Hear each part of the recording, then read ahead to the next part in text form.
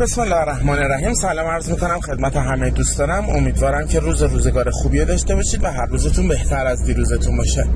این چند روز از شروع طوفان اقصی تا الان انقدر اخبار ناراحت کننده از فجایعی که در غزه داره اتفاق میفته میرسه که گاهی کسایی مثل من دیگه تحمل نمیتونیم بکنیم. یعنی مثلا من دیگه بیشتر نمیتونم این کلیپ هایی که داره میاد و اتفاقات و این حرفا. همین الان دوباره خبر رسید که یک مدرسه رو دوباره زدن، یا مثلا همین دیروز یه بیمارستان رو زدن. اصلا خیلی فجایع ناراحت کننده است و هر چقدر که میگذره این دردناکتر میشه و ناراحت کننده تر. اما حالا این صحبتی که امروز میخوام انجام بدم، موضوع اصلا این موضوع نیست. یعنی موضوع فجایع غزه نیست. خطابم امروز با دوستان ارزشی، اصطلاحاً دوستانی که بر خودشون تکلیف دیدن جهاد تبیین بکنن، بعضی از بچه مسلمونا و این هاست. ببینید، من یه بار صحبت کردم که ما یه دسته‌بندی رو داریم به اسم این که ما یه سری آدم‌های رو داریم به اسم صورتی و این حرفا. یعنی یه صحبتی در این مورد کردم. موضوع من الان دوستانی هستن که توی این کشور در واقع کاسه داغ‌تر از آشن.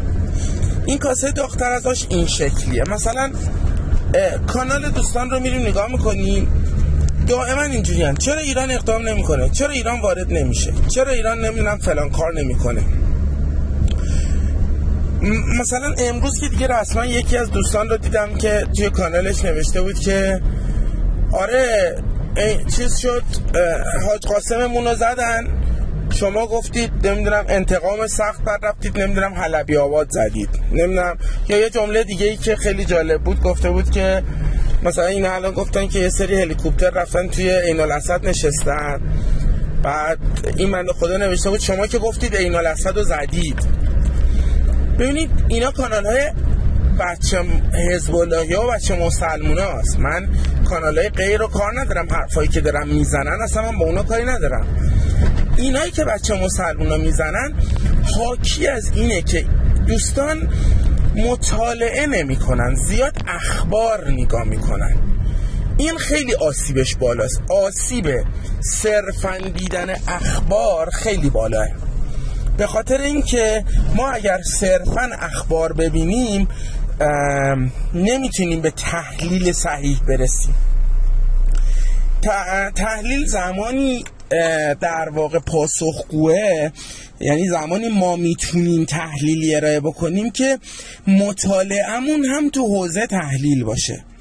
ببینید الان مثلا الان این دوستان این کارو میکنن، دارن با زبان بیزبانی یا با زبان بازبانی دارن تهییج میکنن مثلا این مردم این کشور رو، مردم ایران رو، که چرا وارد جنگ نمیشید؟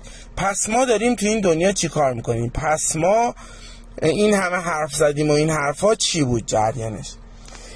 خلاصه ماجرا نگاه کنید. اگر الان توی دنیا، بذارید من اول یه تحلیل خیلی کوچیک ارائه بکنم اول.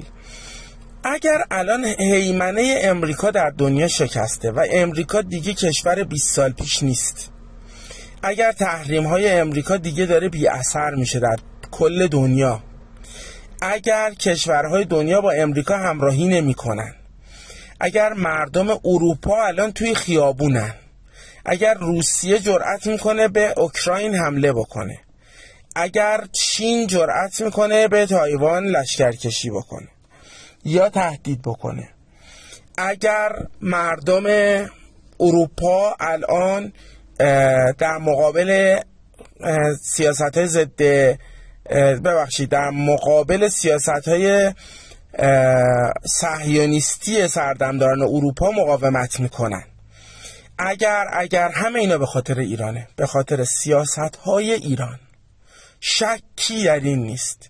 هیمنه امریکا در دنیا شکسته شده به خاطر ایران.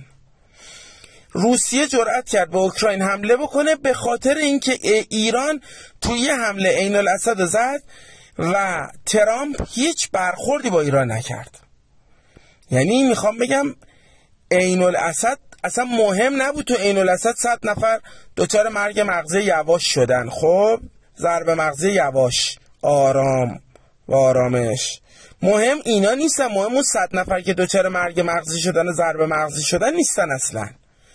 مهم اینه که 47 کشور دنیا سیستم اطلاعاتیشون تو یک بازه‌ای وارد رژیم چنج میشن تو ایران و دست از پا درازتر ول میکنن، همشون میرن و جهت خاکساری برمیگردن. میتونیم روابط ایران با فرانسه رو بررسی بکنیم، روابط ایران با عربستان رو بررسی بکنیم، روابط ایران با کشورهای دیگر رو بررسی بکنیم. خب اصلا اینی که الان داره اتفاق میفته اینه که الان فلسطینی ها به اون نقطه از توان روحی و توان نظامی رسیدن که برن تو خاک رژیم غاصب صهیونیستی و زمین‌های اشغالی فلسطین عملیات رسما نظامی بکنن. این فقط به خاطر انتقام سخت هست. دوستانی که مطالعه نمی کنن متاسفانه این موضوع رو درک نمی کنن. وقتی میگیم انتقام سخت یعنی این که نفتالی بنت میگه ما 1000 چاقو رو در برابر ایران میخوایم اجرا بکنیم و این 1000 چاقو در واقع به ضرر امریکا و به ضرر اسرائیل و در واقع در مواجهه با اسرائیل اتفاق میفته. یک رقم 20 تا از دانشمندان هسته‌ایشون رو زدیم، یکیشون پدر هسته‌ای رژیم صهیونیستی بوده. اینا شوخی نیست. خب پس ما داریم کار خودمون رو میکنیم. امریکا یا اروپایا یک جمله‌ای دارن میگن ایرانیا صبرشون زیاده. اون روز دیدم یه جایی میگفت ایرانیا فرش بافن و فرش بافا صبرشون زیاده. خب این خیلی حرف بزرگیه. ما داریم صبورانه در دنیا کار خودمون رو پیش میبریم. الان بسیاری از حرف‌هایی که در دنیا زده میشه حرف‌های ما ایرانی هاست که داره زده میشه. خب دوستانی که دارن تهییج میکنن ما چی کار کردیم، ما قاسم سلیمانی عزیز گلمون رو دادیم، هیچ کاری نکردیم و این حرفا، دوستان مطالعه نمیکنن. حتی اگر اخبارم گوش میکنن اخبار رو کاملا سطحی و بدون مطالعه گوش میکنن، بدون تحلیل گوش میکنن. در واقع این خیلی واقعا برای بچه مسلمون این کسر شأنه. حالا اینو که میتونم بگم این واقعا برای یک بچه مسلمون کسر شأنه که بدون اینکه مطالعه بکنه میاد صحبت میکنه. دومین مطلب اینه ما الان ایران رو بندازیم تو جنگ. ایران وارد جنگ نمی شود مگر اینکه تمام سیستم مقاومت مورد جنگ شده باشد. ایران اصل ماجراست، اصل ماجرا. الان همه دنیا دارن تلاش میکنن ایران رو آروم نگه دارن. امریکایی‌ها میگن آقا ایران ما با شما کاری نداریم و آروم باش. اسرائیلی‌ها میگن ایران، تنها گروهی که البته اسرائیلی‌ها نمیگن، تنها گروهی که احمقن و میخوان ایران رو پاشو بکشن وسط اسرائیلیان. آقا ما ایرانو میزنیم، آقا ما ایرانو میزنیم. اصلا اینا فهم صحیحی از این ماجرا ندارن که به محض اینکه به ایران دست اندازی بشه، یعنی اولین راکتی که به ایران بخوره آخرین راکتیه که از رژیم صهیونیستی شلیک شده، از تمام ناوهای امریکایی تو تمام دریاهای اطراف شلیک شده و از تمام مراکز نظامی امریکا و انگلیس و رژیم صهیونیستی در اطراف ایران به سمت ایران شلیک شده. اولین راکت شلیک شده به سمت ایران آخرین راکته و این یعنی دلار 420 نفت 420 دلاری. این یعنی ورشکستگی کل اروپا و امریکا. امروز خبرش شنیدم توی امریکا بنزین شده گالونی $7. برای یک امریکایی گالونی $7 خیلیه، یعنی داره بنزین 2 برابر شده تو کشور امریکا. خب کشور امریکا مثل ایران نیسته. این ایران نیست. ما ایرانی‌ها تورم خیلی دیگه نمیفهمیم چیه، یعنی میگیم تورم شد، چون ما تورم به لطف آقای میرحسین موسوی، تورم دوستانی که اهل تحلیل هستن دیگه حرف منو میفهمن، تورم 300% رو بودیم مشاهده کردیم در زمان احمدی نژاد و به لطف روحانی تورم 1000% رو تجربه کردیم. برای ما ایرانی‌ها خیلی این چیزا مسئله نیست خب، ولی برای امریکایی‌ها کمر شکنه، یعنی اونا بیخ به بیخ دارن زندگی میکنن.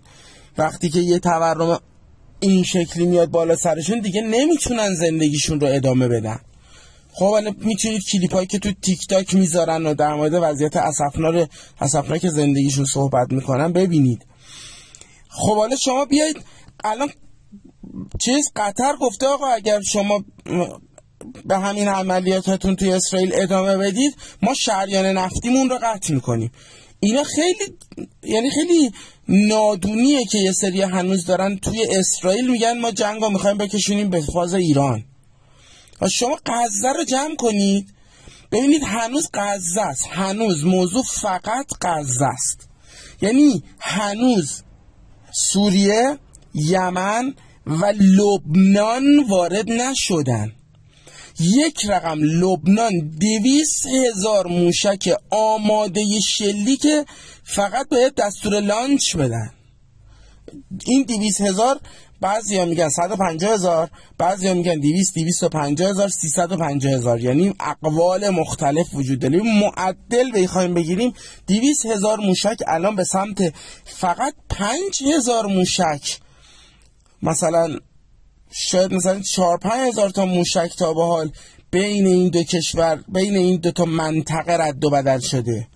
خب شما تصورشو بکنید یه چیزی مثلا لبنان وارد شه. خاک رژیم صهیونیستی و خاک فلسطین اشغالی شخم میخوره، مگه شوخیه؟ بعد اون اسرائیلیای ترسو تمام جنگ هایی که اسرائیلی ها انجام دادن تا این لحظه روز بازم ما ایرانی ها اینو نمیفهمیم. مثلا ما رفتیم یه جنگ کردیم 8 سال، مثلا تحریم کشیدیم 40 سال، سالی حساب میکنیم اینا رو. خب مثلا یمن 9 سال، سوریه 8 سال، ما سالی حساب میکنیم. خب در حالی که اسرائیلیا جنگاشون 33 روزه، 22 روزه، 8 روزه، 6 روزه، 50 روزه، 5 روزه، 2 روزه. اصلا اینا توان کشش جنگ طولانی مدت ندارن. بعد اگر ما ایرانی‌ها بخوایم شروع بکنیم، خاک رژیم صهیونیستی و خاک فلسطین اشغالی در عرض 6 ساعت تبدیل میشه به زمین بایر قابل کشت، در عرض 6 ساعت. خب این البته آمار قبل از هایپرسونیکه، اینی که دارم میگم آمار قبل از موشک فتاح و خرمشهر و موشک‌های هایپرسونیک ایرانه، این که دارم حرفشو میزنم. اصلا نمیخوان ایران وارد معادله بشه، ایران هم نمیخواد وارد معادله بشه. چون نگاه کنید ایران وقتی وارد معادله شد جنگ بین کشورهای قدرتمند شروع میشه، بین کشور قدرتمند ایران و کشورهای قدرتمند اروپایی و امریکایی. و این جنگیه که تمام جهان رو درگیر خودش میکنه. ما خیالیمون نیستا، ما الان همه جهان قطع شدیم، برامون هم مهم نیست. تا همین پارسال از کل جهان هستی قطع بودیم، خب دوباره عین پارسال. ولی برای کشورهای اروپایی و امریکایی این ترسه. خب دوست عزیزی که شما داری هی پای ایران رو وسط میکشی، شما نمیدونی داری چی کار میکنی، نمیدونی این حرفایی که میزنی یعنی چی. شما هیچ نگرشی نسبت به سیاست جهانی نداری، حتی آخر از زمان رو نمیشناسی. در آخر از زمان ایرانی ها لشکرکشی نمی کنند، لشکرکشی ایرانی ها وجود نداره. ایرانی ها از پشت صحنه جهان رو اداره می کنند. خب حالا شما هی بیایید تهییج کنید، یعنی بچه مسلمونه افراطی نشسته هی میگه ما چرا نمیریم بجنگیم، ما چرا نمیریم بجنگیم، ما چرا نمیریم بجنگیم. شما یه دقیقه بشین ببین آقای خامنه‌ای داره چی کار میکنه. کاسه داغ‌تر از آش نباش. هر وقت لازم شد آقای خامنه‌ای حکم جهاد رو صادر میکنه، شما بلند شو برو. مگر اینکه اون توی اون یکی کلیپ هم گفتم، مگر اینکه شما از حضرت آیت الله خامنه‌ای بالاتر باشید که لطفاً محل کلاساتون رو، زمان و محل کلاساتون رو اعلام بکنید، من به حضرت آقا بگم بیان جلسه شما بشینن تلمذ بکنن. خیلی خوب، خواستم بگم جنگی که داره اتفاق میفته همه دنیا میدونن پشت سرش ایران ایستاده و ایران نباید خودش وارد جنگ بشه، وگرنه جنگ میکشه به جنگ حتی بحث اتمیه. خب دوستانی که ایران رو میخوان وارد جنگ بکنن تا این لحظه که من میفهمم همسو و هم نگرش با اسرائیلی‌های بیفکر هستن، اسرائیلی‌های نادان. خب خلاصه شور نباشیم، بی نمک هم نباشیم، فی ما بین هم برای ظهور امام زمان اقدام بکنیم، هم روشنگری بکنیم، هم روشنگری در سطح دنیا بکنیم. من رسانه فارسی، خیلی دلم میخواد بتونم رسانم رو ببرم تو حوزه زبانهای دیگه، حالا حداقل زبانهایی که خودم بلدم رو، ولی حالا فعلا هنوز بر اساس مشغله‌ای که دارم همین فارسی هم میبینید که یهویی مثلا 2-3 هفته بینش فاصله میفته. رسانه من فارسیه، ولی دوستانی که قابلیت ایجاد رسانه‌های غیر فارسی زبان رو دارن، مخصوصا رسانه‌هایی با زبان‌های اروپایی و امریکایی، حتما اقدام کنید برای جهاد تبیین. جهاد تبیین داخلیا با بچه‌های داخلی کم هم نیستن، خارجی‌ها رو اقدام بکنید. جهان رو نسبت به اتفاقی که در این منطقه داره میفته روشن بکنید. به جهان بگید که اینا همه زایش جهان هست برای انشاءالله منجی آخر که حضرت امام زمان علیه السلام هست که در رکاب ایشون حضرت مسیح هم وارد میشه. اینا همه زایش جهان هست به اون سمت. این را به همه مردم دنیا بگید اگر رسانه دارید. اگر رسانتون صرفاً فارسیه، سعی نکنید کشور خودتون رو وارد جنگی بکنید که نیازی نیست. بذارید سیاستمدارهای ایران به خوبی کار خودشون رو دارن انجام میدن. خوشحالم از این که باهاتونم. امیدوارم که روز و روزگار خوبی رو داشته باشید و ایام به کامتون باشه و هر روزتون به غایت بهتر از دیروز باشه. موفق و مایت باشید و خدا نگهدارتون.